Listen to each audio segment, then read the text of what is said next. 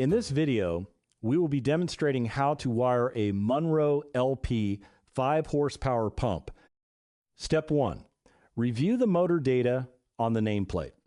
As you can see, this single-phase motor runs on 208 volts to 230 volts.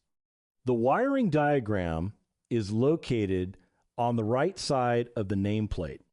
This diagram will show you where each wire connects. Remove the motor cover and locate the corresponding connections as listed on the diagram. Step 2. Prep the motor.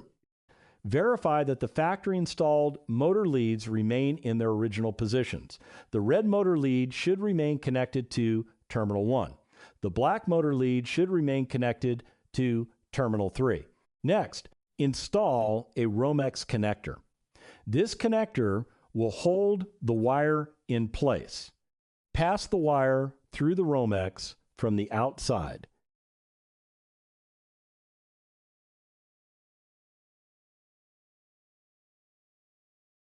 Step 3. Wire the motor connections.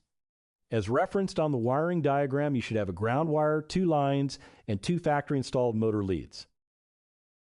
Connect the grounding wire to the green ground screw. Connect your first incoming power lead to the lower line terminal. This corresponds to Terminal 1 on the diagram. Connect your second incoming power lead to the upper line terminal. This is the terminal identified as Terminal 4 on the diagram.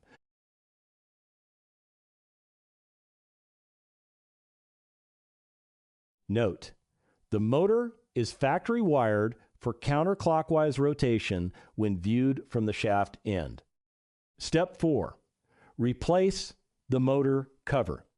Once finished, carefully tuck your wires, put your motor cover back on, and your pump is now wired and ready for use.